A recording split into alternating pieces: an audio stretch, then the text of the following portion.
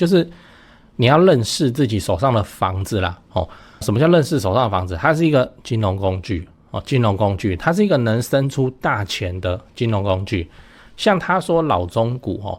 真的要隔套，现在隔套不会便宜的，没错。可是我想想还是可以去隔套。为什么？因为他说他如果现在要去隔套的话，又要花上超过200万，好几百万，可能要花到300、400这样啊。他自己有300、400，他要拿去买新房子，他就没有那么多隔套的预算嘛。这就很典型。典型在哪里？典型在他没有认识到那间老房子的威力。房子是能够拿来生出大钱的，不卖的情况之下，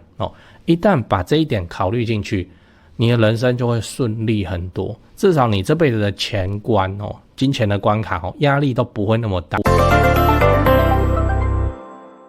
出租中的老中古屋应该要收回来自己住吗？我会这样选。先说结论如果你想要住新房子，那你就把老中古来隔套收租那这样可以拉你的租金来降低你日后房子的贷款嗨，我是买房阿元，订阅买房阿元，我现在注意老了，有房也有钱。我们在上一支影片聊了为什么现在大家都不买房，如果你还没看的话可以看一下。那今天我想跟你讨论出租的老中古应该要拿回来自己住吗？这次我们来聊一个会员问我的问题我先描述一下情境，就是一对夫妻，他现在住在爸妈家，手上有另一间32年的电梯大楼在租人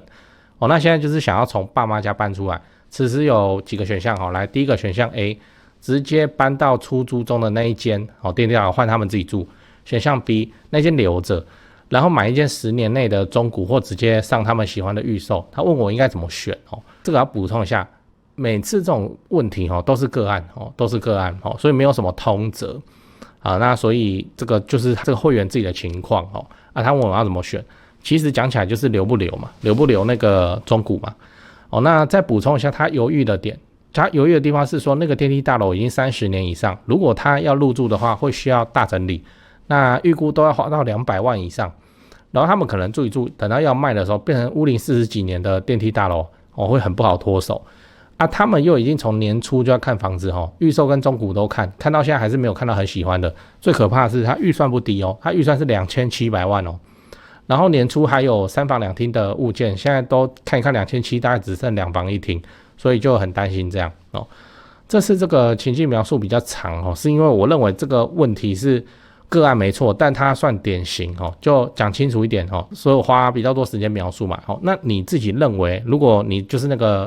个观众的话，应该要怎么选？我自己的看法是自住你就选喜欢的对就今天如果是我遇到这一题，然后我想要住新房子，或我的另一半想要住新房子，那我就去买预售或新成屋就这样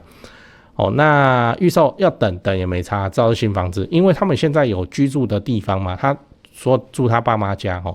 那问题就会收敛到说怎么去处理这间32年电梯大楼。先讲结论，我不会卖我不会卖。我还是认为房地产这种东西就是抱得越久越好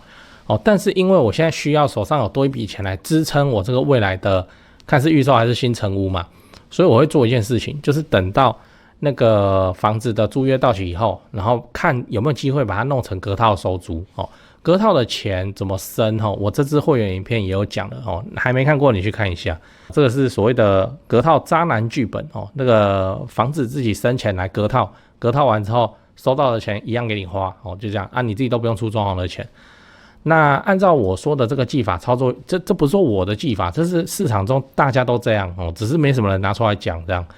那我们会做美化嘛，美化之后租金会拉高嘛，拉高以后应该都是冲得掉你那一间自己贷款出来的本金加利息然后还有剩你就拿去补贴你自己正在贷款中的房子降低你月缴的压力那你就可以实现你自己住新房子，旧房子也不用卖掉的一个很好的局面这很 OK 对不对最后你要知道，房价崩之前租金会先崩房价崩之前租金会先崩我顺便聊一下有会员提到的问题，就是他的长辈一直信誓旦旦的跟他说房价会崩盘，所以他也是很犹豫说那我现在到底是要不要买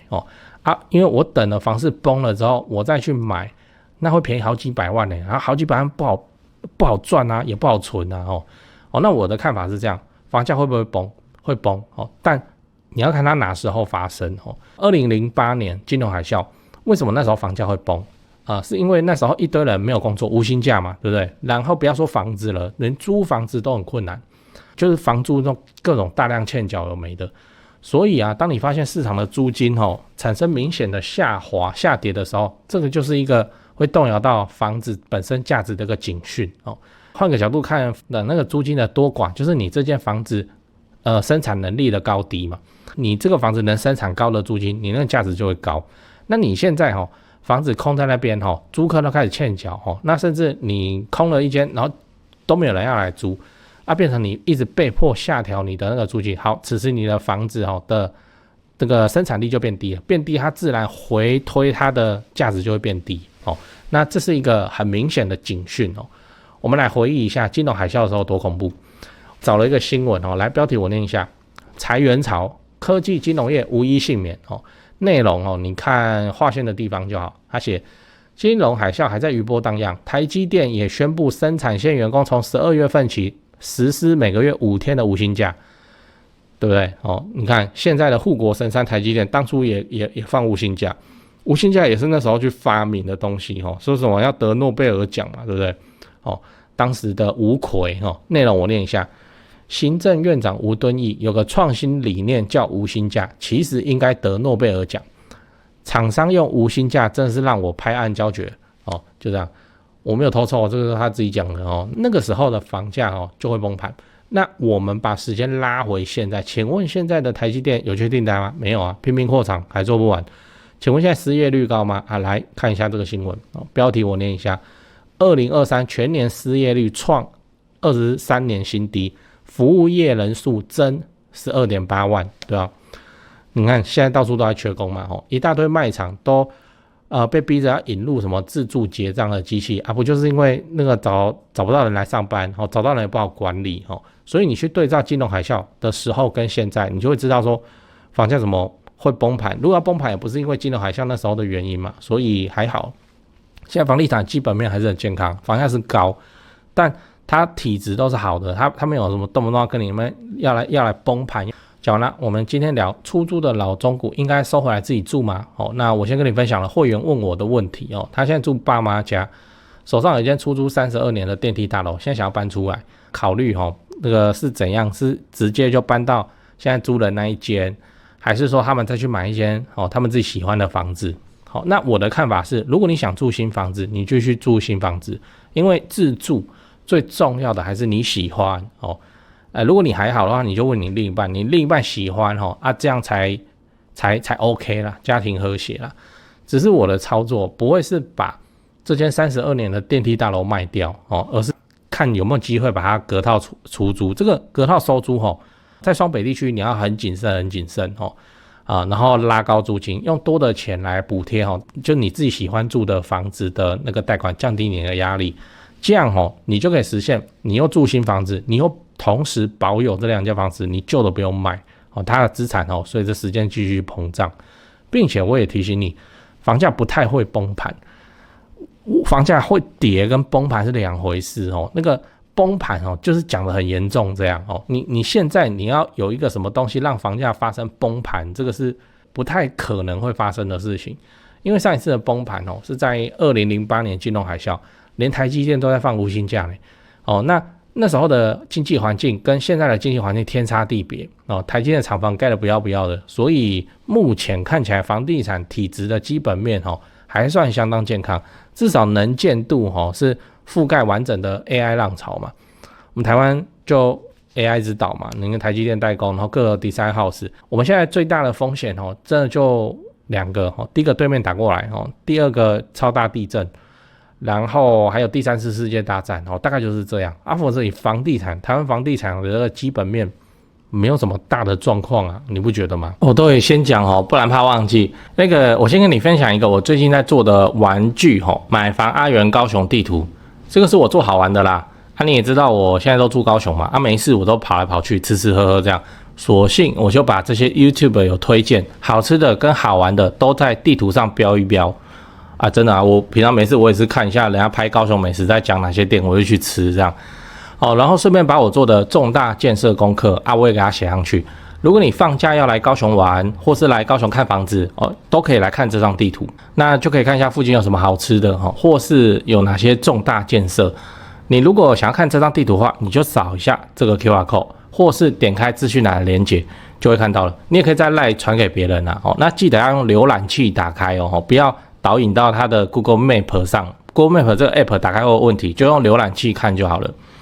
哦，那顺便再推荐一下高雄自产的房仲店，我自己是都找高雄台湾房屋美术之星店，我的房子都是他们帮我处理的哦，超过10年了。除了一般的买跟卖以外，哦，还有其他有的没的啊，帮忙整理装潢拉租金啊，或是出租找租客啊，哦，代租代管，他们都能帮忙。哦，真的，我们合作很久了哦，我跟他说好一个行情价。基本上都是可以卖到这个行情价格，稍微往上一点点，速度蛮快的，没事他也不会一直来就打扰我们这样。我是真的很信任他们我现在的买卖持续都还是跟他们做所以你有房子，高雄房子你要买或者你要卖你要装潢什么的，那你就加台湾房屋美术之星的 LINE说你是阿元的观众那助理他们就会好好的去服务你。我自己也有加他们平常也会 po 房子嘛，我跟你都是看一样的房子真心推荐。现在就加台湾房屋美术之星的 LINE 小老鼠 go go go go 小老鼠5个 go 记得说是阿元观众那我也知道台北人虽然很多都跑来高雄买房子，可是台北人其实更钟情于自产台北。一堆人问我有没有推荐的台北房仲，这是只能抬出我的前辈了来这个 LINE 小老鼠 buy 台北小老鼠 BUYTAIPEI 小老鼠买台北。台北市、新北市他们都有服务新北很远远到淡水他们都有服务的，买或卖都 OK。这位前辈也是很厉害只要是台北相关，我有不懂的重大建设或工程进度，我也是都问他。他在地产圈也是很有名主要服务高资产族群。但先说前提你要自产台北市，你实力就要够，这个是全台湾最顶级的巅峰战场自备要大概500以上吧，这就是常态。好啦，台北跟高雄我最推荐的房仲我都跟你讲了那现在就加他们的 LINE 平常没事的时候就看一看他们 po 的自产物件。我是买房阿元，订阅买房阿元，我先祝你老了有房有钱讲八卦讲八卦。一样用今天的那个发问的会员来做例子，就是你要认识自己手上的房子啦什么叫认识手上的房子？它是一个金融工具金融工具，它是一个能生出大钱的金融工具。像他说老中股真的要隔套，像隔套不会便宜的，没错。可是我想一想还是可以去隔套为什么？因为他说他如果现在要去隔套的话，又要花上超过200万，好几百万，可能要花到300、400这样他自己有300、400，他要拿去买新房子，他就没有那么多隔套的预算嘛。这就很典型典型在哪里？典型在他没有认识到那间老房子的威力房子是能够拿来生出大钱的，不卖的情况之下一旦把这一点考虑进去，你的人生就会顺利很多。至少你这辈子的钱关金钱的关卡压力都不会那么大。当然你不要幻想那这样的话，我把我的那个家里的老房子拿去转贷或增贷多出来的钱继续去买下一间房子这不行。这是现在政府跟银行极力阻止的技法你看我描述的我描述的用词是人生顺利。比方说你儿子女儿要出国念书这个要很多钱 OK 房子出。比方说你家里的老车又怎样了然后接下来安全有疑虑了必须要换掉 OK 房子出而且可以直接上双 B 那比方说你看股票看得心里很痒OK 房子出就这样。那基本上是不需要担心说房子会不见因为你只是继续还贷款而已房子还是你跟银行共同持有这个技法你一定要学起来这可以让你人生钱关的压力降低非常的多。比如说像我自己也是超怕发生这种事情，真不是担忧耶，我是超怕就是比方说家中的长辈突然怎么了结果开始需要长期卧床，要请看护，这很恐怖如果发生在你身上，就是到时候你跟你另一半算一算，我靠，一个月的起码要多支出个6万多、7万多，吃好一点就要8万多那拿自己的储蓄来烧，很快会烧完。那很快烧完，那时候很恐怖很恐怖在哪里？恐怖在干我是不是因为没钱就把长辈搞到死掉？那好像是我的罪过一样。那当然长辈躺在床上还不会说什么，他就说你们要辛苦了。大概就是这样。就我们不要让这种事情发生。这个发生长照、长期卧床，这时候就是出动房子的好时机。老房子就拿去转贷增贷，弄出个300-500万。至少你眼前的钱关，你眼前的急难，老人卧床看医生的花费或干嘛，请看护的钱都会突然被解决了。至少这个老人3年之内这个钱不用担心嘛，你就看他自己能不能再撑3年。3年以后会发生什么事，我也不知道。3年后的事情3年后再说。那你的房子经过了3年的资产膨胀，说不定又有空间。那这个就是我讲难听一点，叫做就用房子续命就对了。那这也是我为什么这么提倡说大家都要把房子准备起来，老的时候有房也有钱的重要原因。因为真的你去看到那个卧床的老人，那个奇怪，他不是躺在那里要花什么钱？我跟你讲，他花的钱多了，非常的多，他会直接拖垮一对他的儿女，年轻夫妻。即使你那个儿子女儿的工作很好，可是他还是很辛苦啊。老人重病卧床要照顾，钱已经在烧了，然后上有老下有小，那小朋友还在念书，还没有进社会工作，哇，这个真的是生活的重担。人到中年，此时再发生个什么裁员或者什么动不动的有的没的问题，很麻烦，真的是很麻烦。但如果家里就随时准备2间轻的房子，或者把贷款故意还到一点点 ，OK， 这2间房子整个家庭你不要说整个家庭，整个家族都不太会害怕就不会怕。就如果真的有什么问题了，就转贷增贷一气呵成，这样子顺水推舟就下去，大家的生活都不会瞬间掉入地狱也不用我来讲社会长照悲歌这个看了实在是太多了实在太多了。归根究底就是没钱没有钱。那钱在哪里？钱就是早年的时候买起来用房子存。那我们现在30几岁，应该是吧我看我那个后台都说我观众30几岁。好，我们现在30几岁，就相当于我们爸妈年轻时候的早年一样给他买起来甚至如果爸妈已经有帮你留了，那很好那就看你要不要继续囤那就把这个房子留起来然后等着晚年可能自己或是自己的长辈陆陆续续会用到这些房子。你要认识房子是一项金融工具，去发动它的金融商品的属性，不是说动不动就想要把房子卖掉。你把房子卖掉是解一时的燃眉之急，没有错。不过3年以后呢，5年以后呢，以这个观众来说，32年的老屋压在那里，它是大楼好几百户，那就变成说附近的商圈都成型了，对不对？那个香鸡排也开了那个美联社也开了，干嘛的都开了。对啊，它会慢慢变淡黄的啦。当然有变蛋白的地区那个我们先不讨论。对，所以你要把一个淡黄的房子卖掉来解眼前的急难，明明有更好的做法。就像我说的，可以怎么样？可以去做转贷增贷，先套出一笔钱，那这笔钱不能去买房子来解自己人生跟自己家族中重大的钱关跟你分享，房子就是一个被赋予一个金融属性的一个商品要正确的认识它，然后不是说随便轻易的就去使用它，而是你就留着用留着当牌打你知道这个房子可以增贷出多少钱，但是你就故意不增贷OK 好，那你就放着以防万一，一旦发生的时候，你立刻有一张牌可以打，而不是说到时候哇怎么办？晚上睡不着，两眼一黑然后想着自己的未来，也不知道就惨淡无光，不知道怎么继续走下去。不会发生只要你家里有留房子给你，或是你自己有帮你自己存房子的话，我晚年的生活应该都是相对比较轻松很多了，至少在钱关上不会有太大的问题。跟你分享。